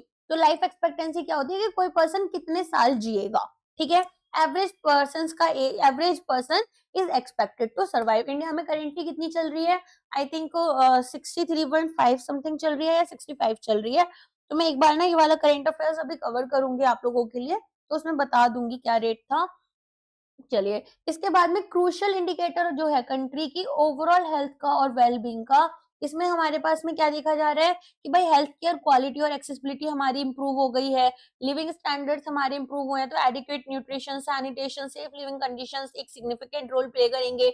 Environmental factors, अच्छी हवा, अच्छा पानी सबके लिए जरूरी है। ये यहाँ पर धर्म, जाति या फिर आपका ये नहीं देख रहा है कि आप कौन सी कंट्री से हो, राइट। तो यहाँ पर ये सारी चीजें बहुत जरूरी होती हैं। एक्सपोजर अगर पोल्यूटेंट्स की तरफ हो रहा है तो लाइफ एक्सपेक्टेंसी डेफिनेटली यहाँ पर अफेक्ट होती है। And every year the data comes कि इंडिया में पोल्यूशन की वजह से कितने यहाँ पर 4 से 5 साल, 3 साल इस तरीके से लोगों की जो उम्र है वो कम हो रही है। Socio economic factors, income levels, education, social safety net, ठीक है, ये सब हेल्थ आउटकम्स को इम्पैक्ट करते हैं और लाइफ एक्सपेक्टेंसी को भी। अब आती है बात लाइफ एक्सपेक्टेंसी इन इंडिया। तो इंडिया की लाइफ एक्सपेक्टेंसी जो है वो स्टडी इंक्रीज हो रही है इन रिसेंट डिकेड्स। 2023 में ये जो हमारे बताया गया था लाइफ एक्सपेक्टेंसी एट बर्थ, ये हमारे पास 69.4 था, जिसमें एक सिग्निफिकेंट इम्प्रूवमेंट देखी गई है। तो ये आपका 25.4 ईयर्स रहा 1800 में और 49.7 ईयर्स रहा 1970 से 1975 में। अब कुछ फैक्टर्स हैं जो कि कंट्रीब्यूट करते हैं इस राइज में इन लाइफ एक्सपेक्टेंसी। जैसे हेल्थ केयर में इंप्रूवमेंट देखा गया है, पब्लिक हेल्थ इनिशिएटिव्स में इंप्रूवमेंट देखा गया है। इसके अलावा इकोनॉमिक ग्रोथ जो है ये भी हमारे यहाँ पर इंप्रूव हुई है। अब आते हैं सेक्स रेशियो। सेक्स रेशियो में हम क्या देखते हैं कि कितने लड़के कितनी लड़कियां हैं, ठीक है। तो नंबर ऑफ फीमेल्स पर 1000 मेल्स अभी देखा जा रहा है। अब ये देख लो यहाँ पर मेल्स को हमने क्या लिया है, अपना रेफरेंस पॉइंट लिया है। हमें पता है कि भाई मेल्स तो ज्यादा ही रहेंगे, ठीक है। मतलब हमारी सोसाइटी भी ना ऐसे नंबर्स लेकर आती है। तो अंडरस्टैंड करना है सेक्स रेशियो। तो एक balance sex ratio typically consider किया जाता है टू बी अराउंड 1000 फीमेल्स पर 1000 मेल्स। इंडिया का जो सेक्स रेशियो है वो स्क्यूड देखा गया है towards male due to several factors. Son preference, meta son preference के बारे में मैंने बताया था। मेटा सन प्रेफरेंस क्या होता है कि एक फैमिली तब तक बच्चे को जन्म दे रही है, ठीक है, ऐसा नहीं है कि गर्ल इन्फेंटिसाइड कर रही है कि बच्चे को वो में ही मार दिया अगर वो एक लड़की है, ये नहीं कर पा रहे क्योंकि अल्ट्रासाउंड में अब हमने यहाँ पर ये सब चीजें डिटेक्ट करने को एक लीगल ऑफेंस बना दिया। तो ये क्यों क्या कर रहे हैं, ये उतनी लड़कियों को पैदा कर रहे हैं जब तक कि एक लड़का पैदा नहीं हो रहा। तो लोगों का ना एक कल्चरल प्रेफरेंस जो है सन का, वो यहाँ पर नेग्लेक्ट कर रहा है, डिस्क्रिमिनेशन दिखा रहा है गर्ल्स के अगेंस्ट, और सेक्स सिलेक्टिव अबॉर्शंस भी देखे जाते हैं। अंडर वैल्यू करेंगे गर्ल्स को तो एक इकोनॉमिक बर्डन माना जाता है कि यार इनको तो दहेज भी देना पड़ेगा, है ना, डाउरी प्रैक्टिसेस की वजह से। तो यहाँ पर टर्म्स ऑफ हेल्थ केयर जो है और न्यूट्रिशन, इसमें एक निग्लेक्ट देखा गया है। अब यहाँ पर जबकि सच्चाई ये है कि चाहे लड़के की शादी हो चाहे लड़की की शादी हो, खर्चा उतना ही हो जाना है, लेकिन कहीं ना कहीं यहाँ पर आप देखेंगे कि गर्ल्स को स्टिल एक इकोनॉमिक बर्डन माना जाता है। ओके, अब इसके बाद में आती है एज स्ट्रक्चर की बात। एज स्ट्रक्चर हम क्या देखेंगे कि जो प्रपोर्शन है, अच्छा जब हम ये सारी बातें कर रहे हैं तो हम किसी पर्टिकुलर इंडिविजुअल को टारगेट कर नहीं, एक पर्टिकुलर सोसाइटी को टारगेट कर बात करते हैं और सोसाइटी में हो रही प्रैक्टिसेस के बारे में बात करते हैं, ठीक है। तो अभी many of you would think कि नहीं हमारे यहाँ तो ऐसा नहीं होता, ऑफ कोर्स आपके यहाँ नहीं होता क्योंकि आपके यहाँ इम्प्रूव्ड सोशो इकोनॉमिक फैक्टर्स हैं, ठीक है, इम्प्रूव्ड इनकम लेवल्स हैं, इम्प्रूव्ड एजुकेशन, हेल्थ केयर, आपको बेटर फैसिलिटीज मिल रही है। तो यहाँ पर उन लोगों की बात हो रही है जिनको ये सब चीजें नहीं मिलती हैं। एज स्ट्रक्चर, तो एज स्ट्रक्चर जो है पॉपुलेशन की, इसमें क्या आएगा, proportion of persons in different age groups related to total population, कि भाई 15 से 20 साल का या यहाँ पर 15 से 25 साल में कितने लोग हैं, इस तरीके से ना अलग अलग एज ग्रुप्स लिए जाते हैं। तो एज स्ट्रक्चर चेंजेस जो है वो आपके कैसे पता चलते हैं, डेवलपमेंट में कितना चेंज है और एवरेज लाइफ एक्सपेक्टेंसी में। तो इनिशियली जब पुअर मेडिकल फैसिलिटीज होती हैं, डिसीजेस प्रिवलेंट होती हैं, तो यहाँ पर आपके पास शॉर्टर लाइफ स्पैन होता है कंपैरेटिवली। यहाँ पर high infant maternal mortality rate जो है वो भी इम्पैक्ट डालता है एज स्ट्रक्चर पर। डेवलपमेंट के साथ साथ जो क्वालिटी ऑफ लाइफ है वो इम्प्रूव होती है, लाइफ एक्सपेक्टेंसी बढ़ जाती है, जैसे अभी हमने देखा कि 69.7 ईयर्स हो चुकी है। तो ये जो चेंज है ना, यहाँ पर एज स्ट्रक्चर में ये रिलेटिवली स्मॉलर प्रोपोर्शन रखता है पॉपुलेशन का, जिसको हम यहाँ पर यंगर एज में ग्रुप्स में देखते हैं, और लार्जर पोर्शन यहाँ पर ओल्डर एज ग्रुप्स में देखा जाता है। मतलब हमारे पास में यंग एज के लोग कम मिलते हैं और ओल्ड एज के लोग ज्यादा मिलते हैं। तो इसे बोलते हैं ageing of the population. Dependency ratio, dependency हमने देखा था चिल्ड्रन और आपके एल्डरली पीपल। तो यहाँ पर measure comparing the portion of population which is composed of dependents. तो एल्डरली पीपल जो कि बहुत बूढ़े हो चुके हैं, अब काम नहीं कर सकते, और बच्चे जो बहुत यंग है और काम नहीं कर सकते, with the portion that is in the working age group. तो जनरली आपका 15 से 64 ईयर्स लिया जा रहा है।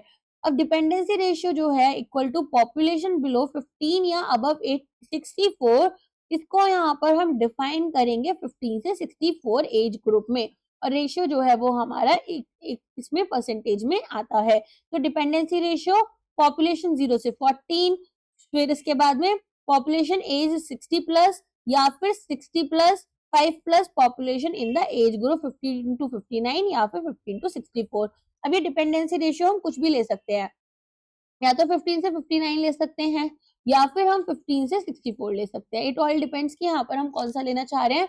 एक राइजिंग डिपेंडेंसी रेशियो का मतलब है कि भाई प्रॉब्लम हमारे लिए आ सकती है, इनको खाना, इनको इकोनॉमिक रिसोर्सेज प्रोवाइड करने हैं, तो स्मॉलर प्रोपोर्शन अगर वर्किंग एज ग्रुप का रह गया तो इनके पास बर्डन आ जाएगा कि ये रिलेटिवली लार्जर पॉपुलेशन जो है डिपेंडेंट्स की, इनको सर्व करें। अगर डिपेंडेंसी रेशियो हमारा फॉल कर रहा है तो एक सोर्स ऑफ इकोनॉमिक ग्रोथ बनेगा, प्रॉस्पेरिटी, क्योंकि लार्जर प्रपोर्शन जो वर्कर्स का है रिलेटिव टू नॉन वर्कर्स। तो यहाँ पर इसी को डेमोग्राफिक डिविडेंड बोलते हैं, जिसके बारे में जब नरेंद्र मोदी गवर्नमेंट आई थी तो बहुत बात की गई थी कि इंडिया का जो डेमोग्राफिक डिविडेंड है वो बहुत हाई है, एंड अगर हमने इस एनर्जी को, इस एज ग्रुप को सही से, इस रिसोर्स को सही से यूज किया, ह्यूमन रिसोर्सेस को, तो कहीं ना कहीं हम कंट्री की जो यहाँ पर सिचुएशन है उसे कम्प्लीटली चेंज कर देंगे और बहुत अच्छा बेनिफिट लेंगे। अब ये बेनिफिट टेम्पररी होता है, क्यों? क्योंकि ये जो लोग हैं, हम जो लोग हैं, ये हम ही लोग हैं, हम लोग कहीं ना कहीं बूढ़े भी तो हो जाएंगे बाद में, तो इवेंचुअली हम यहाँ पर नॉन वर्किंग ओल्ड पीपल भी बन जाएंगे। ओके, तो साइजन तब वहाँ की तब पॉपुलर एक गवर्नमेंट आएगी और कहेगी कि ओ ये लोग जो हैं ये हमारे लिए बहुत बड़ा खतरा है। एनीवेज मजाक की बात थी। Size and growth of India population, India जो है वो सेकंड मोस्ट पॉपुलस कंट्री है, अब तो शायद फर्स्ट हो चुकी है। 2022 में इंडिया ने ओवरटुक कर लिया चाइना को as the country with largest population in the world with more than 1.43 billion people with a total population of 121 crores according to census of India 2011। अब 1901 से 1951 में एवरेज एनुअल ग्रोथ रेट जो था वो हमारा 1.33% से ज्यादा नहीं था। लेकिन अगर हम बात करें 1911 से 1921 में तो ये तो नेगेटिव था, क्यों, पैंडेमिक्स थे हमारे पास में, द ग्रेट ग्रेट ब्रिटिशर्स आए हुए थे, तो इन्होंने हमें अच्छे से मारा, हमें बहुत बुरी तरीके से प्रताड़ना किया हमें, तो बेसिकली हमारे पास में इन्फ्लुएंजा एपिडेमिक आ गया था। एंड यहाँ पर हमारी जो पॉपुलेशन है इसमें 12.5 मिलियन लोगों की डेथ हुई और 5% पॉपुलेशन जो है कंट्री की वो खत्म हो गई। ग्रोथ रेट ऑफ पॉपुलेशन जो है वो सब्सटेंशियली इंक्रीज हुआ इंडिपेंडेंस के बाद में, जब ब्रिटिश रूल जो था वो आपका बेसिकली यहाँ से जाना शुरू हुआ। तो बेसिकली 2.2% पर हमारा यहाँ पर 1.33% नेगेटिव एंड देन 2.2% पर हम पहुंच गए। इसके बाद में एनुअल ग्रोथ रेट जो है वो डिक्रीज हुआ और वन ऑफ द हाईएस्ट रहा, लेकिन फिर भी इन द डेवलपिंग वर्ल्ड। अब यहाँ पर हमारे पास चार्ट्स हैं जहां पर हम मूवमेंट्स देखेंगे crude birth and death rates में, और देखेंगे कि किस तरह से डेमोग्राफिक ट्रांजिशन फेज हमारे यहाँ देखा जा रहा है। 1931 से पहले डेथ रेट और बर्थ रेट दोनों हाई थे, फिर इसके बाद में ट्रांजिशनल मूवमेंट आया, डेथ रेट शार्पली यहाँ पर गिर गए, लेकिन बर्थ रेट जो है वो स्लाइटली गिरे, मतलब डेथ रेट ज्यादा तेज गिर गए थे। तो ये आपका एनसीईआरटी में भी दे रखा है, तो यहाँ से आप देख सकते हैं। टोटल पॉपुलेशन आपको मिलियंस में दे रखी है, average annual growth, decadal growth rate, ठीक है। तो अब यहाँ पर आप देख सकते हैं 238, 252 इस तरीके से था। तो यहाँ पर आपके पास नेगेटिव रहा 1921 से 31 के बीच में, फिर यहाँ पर ये पॉजिटिव होना चालू हुआ, फिर 1971 से 1991 तक ये अबव 2% रहा, फिर यहाँ पर ये आपका दोबारा से गिरने लग गया। तो इस तरीके से यहाँ पर 2017 तक बर्थ एंड डेथ रेट रहे हैं इंडिया में। एज स्ट्रक्चर या इंडिया के पॉपुलेशन में किस तरह से है, तो इंडिया को वेरी यंग एज पॉपुलेशन माना गया, मेजोरिटी ऑफ इंडियंस जो है वो यंग है, एवरेज एज जो है वो आपकी less than for most other countries है, ठीक है। टेबल 2 में हम देखेंगे कि अंडर 15 जो एज ग्रुप है हमारे पास में, इनका शेयर कितना है टोटल पॉपुलेशन में, एंड ये आप देखेंगे तो ये हाईएस्ट लेवल 42% था 1971 में और 35% है आपका 2001 में। तो जो शेयर है यहाँ पर वो आपका स्लाइटली बढ़ा है 53% से 59% में 15 से 60 एज ग्रुप का, with the share of 60 plus age group जो कि बहुत कम है, एंड यहाँ पर ये बिगिन शुरू हुआ इंक्रीज करना 5% से 7% ओवर द सेम पीरियड। तो यहाँ पर हमारे पास में 14 0 से 14, इसके अलावा 15 से 59 years and then 60 plus years का आपके पास में एज ग्रुप है। अब इस एज ग्रुप में अगर हम देखें यहाँ पर 2026 के लिए बोला गया है कि 23 यहाँ पर ये रहेगा, यहाँ पर ये 64 रहेगा और ये आपका 12% रहेगा। तो आई थिंक एक फेयर इनफ यहाँ पर आपके पास में एज कॉम्पोजिशन है, जहां पर हमारे पास में हाईएस्ट अभी भी हमारा जो डेमोग्राफिक डिविडेंड है उसमें हम क्या देख रहे हैं कि हमारे पास में 15 से 59 वाले लोग सबसे ज्यादा है। देन आता है declining sex ratio in India. अब इंडिया में यहाँ पर आपका जो सेक्स रेशियो है वो डिक्लाइन देखने के लिए मिला है। तो पहले 972 फीमेल्स थी पर 1000 males at the turn of 20th century, जो कि रह गया आपका डिक्लाइन हो गया है 933 में at the turn of 21st century. तो जो ट्रेंड्स हैं लास्ट 4 डिकेड्स के, यहाँ पर हमने देखा है कि पर्टिकुलरली वरिंग 941 से 1961 में, ठीक है, हमारा ऑल टाइम लो पहुंचा 9727 इन 1991 और इसके बाद में एक मॉडेस्ट इंक्रीज देखा गया 2001 में। 2011 में ये 943 फीमेल्स पर 1000 मेल्स हो गया। अब एज स्पेसिफिक सेक्स रेशियो जो है इसको कंप्यूट कब से करना शुरू किया गया था, इसको शुरू किया गया था कंप्यूट करना आपका 1961 से, ठीक है। अच्छा, इसके अलावा और क्या इंपॉर्टेंट इंफॉर्मेशन है हमारे पास में, तो हमने देखा कि हमारे पास में जो सेक्स रेशियो अभी 2021-23 में आया है एसआरएस के अकॉर्डिंग, ये आपका 917 रहा है, ठीक है। तो यहाँ पर हाईएस्ट रहा छत्तीसगढ़ में 974 और लोएस्ट रहा था उत्तराखंड में 868 का। तो basically age specific sex ratio जो है, अब इसमें हम क्या देख रहे हैं कि सेक्स रेशियो जो है 0 से 6 इयर्स के एज ग्रुप का इसे हम जुवेनाइल या फिर चाइल्ड सेक्स रेशियो बोलेंगे, ये सब्सटेंशियली हायर रहता है over than overall sex ratio. तो जो नया बच्चे यहाँ पर पैदा हो रहे हैं उनके लिए सिचुएशन थोड़ी बेटर है गर्ल्स चाइल्ड में। अच्छा, 1991 से 2001 में रिप्रेजेंट किया गया एक anomaly in that overall sex ratio, जो कि हाईएस्ट एवर इंक्रीमेंट देखा गया 6 पॉइंट्स का from all time low of 927 to 933। But जो चाइल्ड सेक्स रेशियो है ये ड्रॉप हुआ है 945 से 927 में, तो एक प्लस देखा गया 18 पॉइंट्स का below the overall sex ratio for the first time. 2011 के सेंसस में चाइल्ड सेक्स रेशियो अगेन हमारा डिक्रीज हुआ बाय 13 पॉइंट्स और अब ये यहाँ पर 919 है। डेमोग्राफर्स एंड सोशियोलॉजिस्ट ने यहाँ पर अलग अलग रीजंस दिए हैं कि भाई ये डिक्लाइन क्यों आया है सेक्स रेशियो में। तो जो मेन हेल्थ फैक्टर है जो कि अफेक्ट कर रहा है वुमेन हेल्थ को डिफरेंटली फ्रॉम मेन, वो यहाँ पर चाइल्ड बियरिंग है। ठीक है, तो बेसिकली हम क्या देख रहे हैं कि यहाँ पर जो हमारा मेन हेल्थ फैक्टर है कि वुमेन जो है वो ज्यादा बीमार हो रही है या उनकी डेथ ज्यादा हो रही है, उसका रीजन क्या है?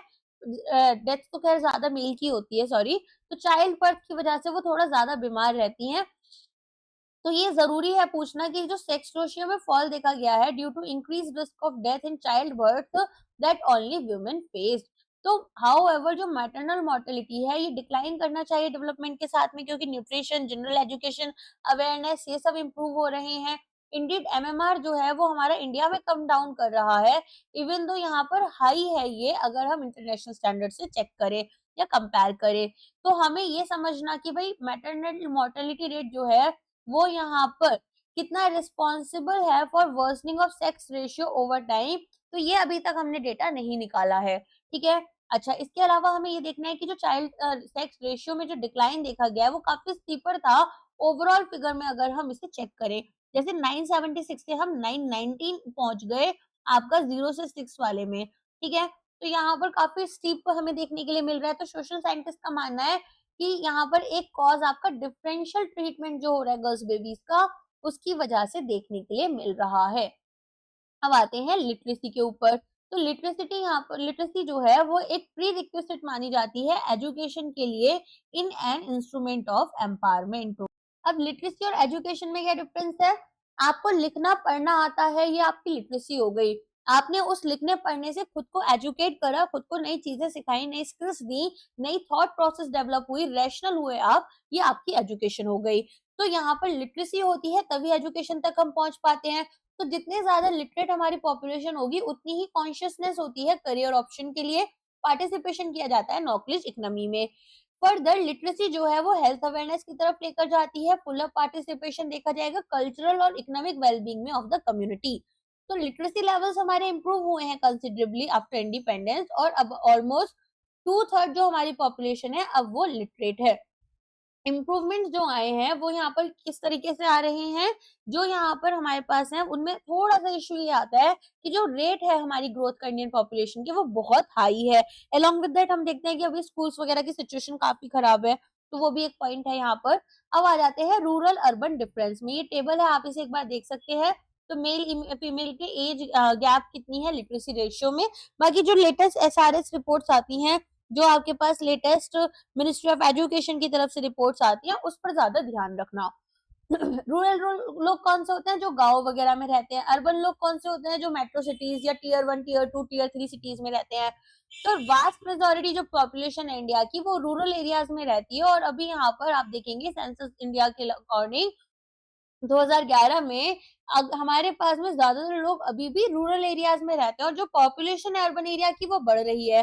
तो 68.8% जो पॉपुलेशन है आपकी वो रूरल एरियाज में रहती है, और 31.2% लोग अभी भी अर्बन एरियाज में है। लेकिन हमने ये भी देखना है कि अर्बन पॉपुलेशन जो है वो धीरे धीरे बढ़ती जा रही है। पहले 11% लोग ही थे 20th सेंचुरी में जो कि आपका रूरल एरियाज में रहते थे, और 21st सेंचुरी की शुरुआत में ये 28% थे। तो 2.5 टाइम्स यहाँ पर इंक्रीमेंट देखने के लिए मिला है। तो अब क्वेश्चन यहाँ पर केवल नंबर्स का नहीं है, रेदर मॉडर्न डेवलपमेंट यहाँ पर किस तरीके से इकोनॉमिक एंड सोशल सिग्निफिकेंस जो है agrarian rural way of life की उसको डिक्लाइन करती जा रही है, और जो सिग्निफिकेंस है यहाँ पर एग्रीकल्चर का वो कैसे कम हो रहा है, plus industrial urban way of life को लोग कितना यहाँ पर इम्पोर्टेंट समझ रहे हैं, कितना उसकी तरफ मूव कर रहे हैं, वो हम देख रहे हैं और ये पूरी ही दुनिया में हो रहा है और इंडिया में भी ऐसा ही सेम चीज देखने के लिए मिल रहा है। ठीक है, नेक्स्ट यहाँ पर आते हैं डेमोग्राफिक डिविडेंड इन इंडिया। तो यूएन एफपीए का यहाँ पर एक डेमोग्राफिक डिविडेंड का डेफिनेशन था जिसके अकॉर्डिंग इकोनॉमिक ग्रोथ पोटेंशियल जो है वो रिजल्ट करता है from shift in population age structure, जहां पर उनका शेयर वर्किंग एज पॉपुलेशन का हम देखते हैं कि larger than the non working age है। तो यहाँ पर हमारे पास में काम करने वाले लोग ज्यादा हैं, इकोनॉमिकली पार्टिसिपेशन वाले लोग ज्यादा हैं इकोनॉमिकली डिपेंडेंट लोगों से। अब इंडिया जो है वो one of the youngest populations in the ageing world बन चुकी है। 2020 तक हमने देखना है कि मीडियन एज जो थी वो हमारी 28 से 29 हो गई थी। ठीक है, कंपेयर टू 37 जो कि चाइना में थी और यूएस में, 45 western Europe and 49 in Japan. लेकिन हम एक चीज और देख सकते हैं कि अगर रिसर्च एंड डेवलपमेंट हम कराते हैं तो चाइना जैसे कितना आगे बढ़ चुका है हम भी बढ़ेंगे। एंड ये एक चीज है जो इंडिया में ना अभी भी बहुत ज्यादा इग्नोर्ड है।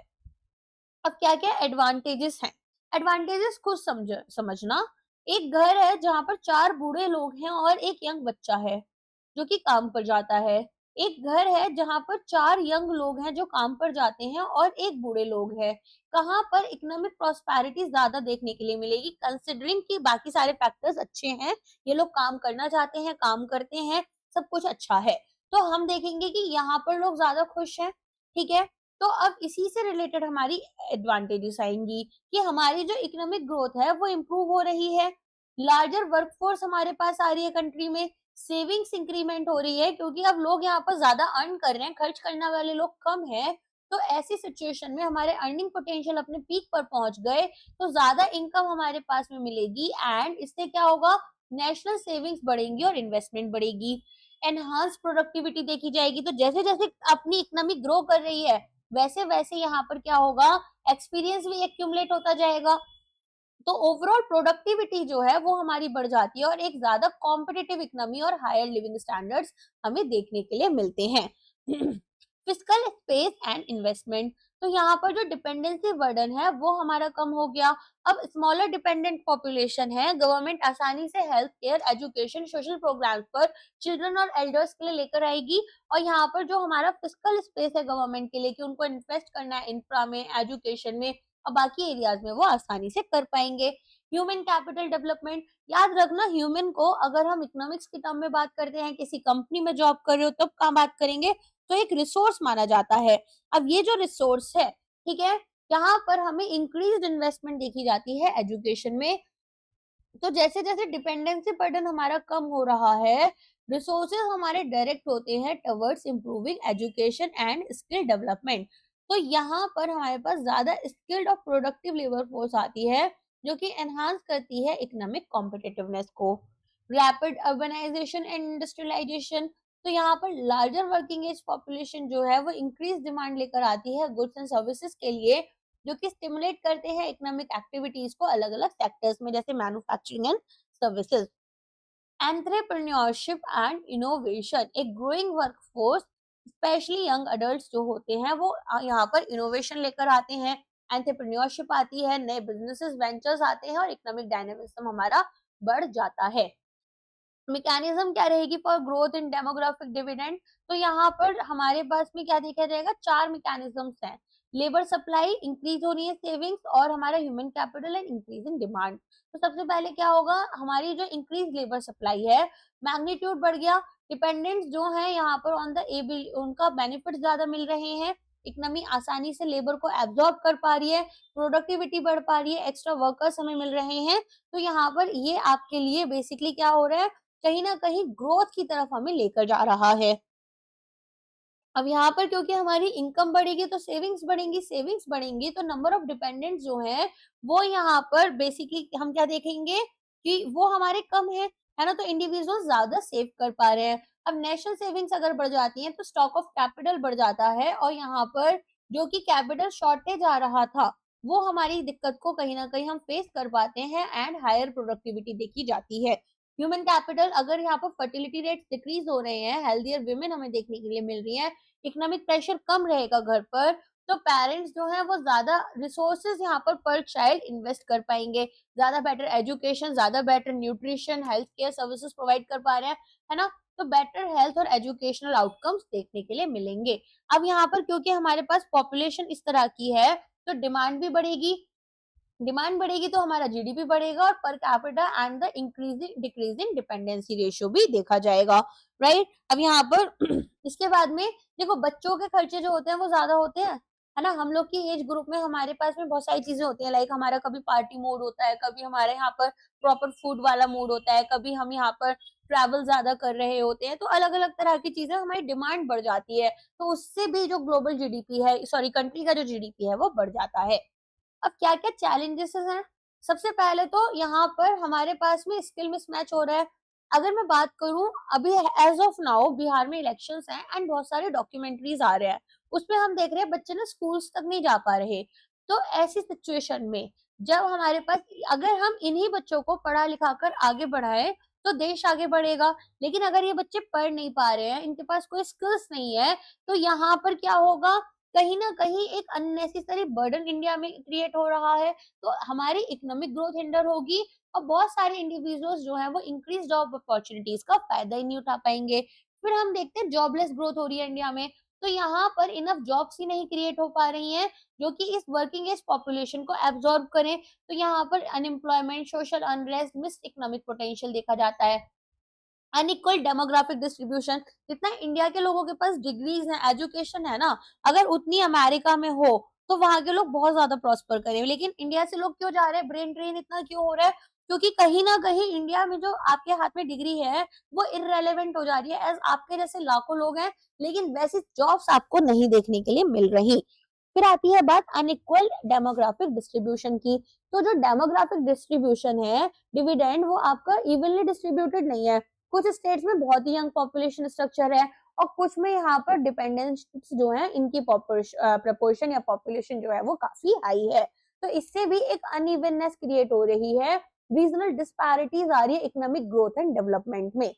फिर आता है जेंडर इनइक्वालिटी, तो फीमेल लेबर फोर्स पार्टिसिपेशन देखा गया है इंडिया में काफी लो।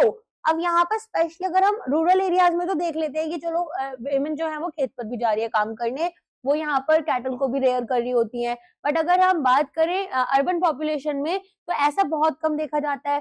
तो यहाँ पर एफर्ट्स लगा रहे जा रहे हैं कि किस तरीके से विमेन को एम्पावर करें और उनके पार्टिसिपेशन को एनकरेज करें। इंफ्रास्ट्रक्चर बॉटलनेक्स, तो इंडिया का जो इंफ्रास्ट्रक्चर है जिसमें ट्रांसपोर्टेशन, एनर्जी, कम्युनिकेशन नेटवर्क ये सब आते हैं, ये सफिशिएंट नहीं होते to support a rapidly growing workforce and a dynamic economy. फिर आता है इन्वेस्टमेंट कंस्ट्रेंट्स, तो गवर्नमेंट जो है वो लिमिटेशंस फेस करती है और रिसोर्सेज जो कि इन्वेस्ट किए जा सकते थे education, skill development, health care में और एक प्रोडक्टिव वर्कफोर्स देखी जा सकती थी। फिर आते हैं अर्बनाइजेशन चैलेंजेस, अर्बनाइजेशन चैलेंजेस में क्या देखने के लिए मिलता है कि रैपिड अर्बनाइजेशन हो रहा है, यहाँ पर एक ग्रोइंग वर्किंग एज पॉपुलेशन इसको ड्राइव कर रही है और प्रॉब्लम्स आ रहे हैं जैसे इनएडिक्वेट हाउसिंग, स्लम्स बन जाते हैं आप देखते हैं अर्बन एरियाज में, स्ट्रेन्ड अर्बन सर्विसेज। फिर आते हैं एनवायरमेंटल कंसर्न्स, तो यहाँ पर एडिशनल प्रेशर जाता है नेचुरल रिसोर्सेज पर और एक्सैगरेट होते हैं एनवायरमेंटल इश्यूज लाइक पोल्यूशन। ठीक है, अब नेक्स्ट आते हैं कि अब इन सारी प्रॉब्लम्स को फेस हमें करना होगा तो क्या कर सकते हैं। जैसे आपको यहाँ पर ऐसे लिखना होता है ना डिस्क्रिप्टिव में, ये बिल्कुल बेस्ट ऑप्शन है, जैसे यहाँ पर ये नोट्स बने हुए हैं ना, ऐसे डिस्क्रिप्टिव आपको लिखना होता है। सबसे पहले क्या करना है, फोकस करना है स्किल डेवलपमेंट, तो वोकेशनल ट्रेनिंग प्रोवाइड करो, एजुकेशन प्रोग्राम्स लेकर आओ जो कि वर्कफोर्स को इक्विप करे जो जो स्किल्स उन्हें जरूरत है। एंटरप्रेन्योरशिप को प्रमोट करो, यहाँ पर स्मॉल बिजनेस क्रिएट करवाओ, नए एम्प्लॉयमेंट अपॉर्चुनिटीज जनरेट कराओ। फिर इंफ्रास्ट्रक्चर को डेवलप करना है गवर्नमेंट को, तो यहाँ पर एक मोर अनेबलिंग एनवायरनमेंट बनाना है बिजनेसेस और इकोनॉमिक एक्टिविटीज के लिए। विमेन को एम्पावर करना है तो पॉलिसीज लेकर आओ, प्रोग्राम्स लेकर आओ जहां जेंडर इक्वालिटी को प्रमोट कर रहे हो और विमेन का पार्टिसिपेशन वर्कफोर्स में एनकरेज कर पाओ। इसके बाद में सस्टेनेबल डेवलपमेंट, तो परस्यू करो economic growth alongside environmental sustainability practices ताकि एक healthy future of for the population बनाओ। अच्छा, यहाँ पर ना आप जब डिस्क्रिप्टिव लिख रहे हो तो क्या करना, कुछ कुछ अच्छी स्कीम्स के बारे में लिख सकते हो। जैसे यहाँ पर अगर हम बात करें डेमोग्राफी की बात कर रहे हैं तो प्रधानमंत्री मातृवंदना योजना में आप लिख सकते हैं कि ये यहाँ पर जो लेबर में विमेन है उनको क्या कर रहे हैं, इनकम प्रोवाइड कर रहे हैं, तो 50% जो इनकम वो अर्न कर रहे हैं उसका वो प्रोवाइड करते हैं। बेटर हेल्थ केयर फैसिलिटीज देने की कोशिश की जा रही है। कुछ कमियां भी आप बता सकते हो और किस तरह से उन्हें चैलेंज कर सकते हैं। फिर ये भी आप लिख सकते हो कि कुछ स्कीम्स हैं जो कि अगर प्रॉपर्ली इम्प्लीमेंट होती हैं तो यहाँ पर बहुत अच्छा काम कर जाएंगी। तो वो सारी चीजें भी आप यहाँ पर लिख सकते हैं। ओके, इसी के साथ में जो डेमोग्राफिक डिविडेंड का लेक्चर है वो भी हमारा कंप्लीट हो जाता है एंड यहाँ पर सोशल इश्यूज का हमारा एक चैप्टर खत्म। अब मिलते हैं हमारे नेक्स्ट चैप्टर में। आई होप वीडियो आपको पसंद आया होगा। वीडियो पसंद आया तो लाइक करना, शेयर करना और सब्सक्राइब करना मत भूलना। इसके अलावा अपने अलग अलग टेलीग्राम ग्रुप में आप बता सकते हैं किस तरह से आरपी एकेडमी पर free finance, management, economic, social issues, current affair सभी वीडियोस फ्री दी जाती है। Along with that guys, one more thing, यहाँ पर जो आपका डेटा रहता है वो अलग अलग रिपोर्ट्स आती रहती हैं। जैसे एसआरएस का रिपोर्ट आता है आपका, है ना, सैंपल रजिस्ट्रेशन का। इसके अलावा यहाँ पर एनएसओ का डेटा आता है। तो वो सारे डेटा जब भी आ रहे हैं, या फिर पीएलएफएस का डेटा आता है आपका अनएम्प्लॉयमेंट से रिलेटेड या एम्प्लॉयमेंट से रिलेटेड, तो वो सारी चीजें पढ़ते रहना, वो आपके डेफिनेटली क्वेश्चंस एग्जाम में देखने के लिए मिलते हैं। ओके, चलो मिलते हैं हमारे नेक्स्ट वीडियो में। आज के लिए बस इतना ही। Thank you so much.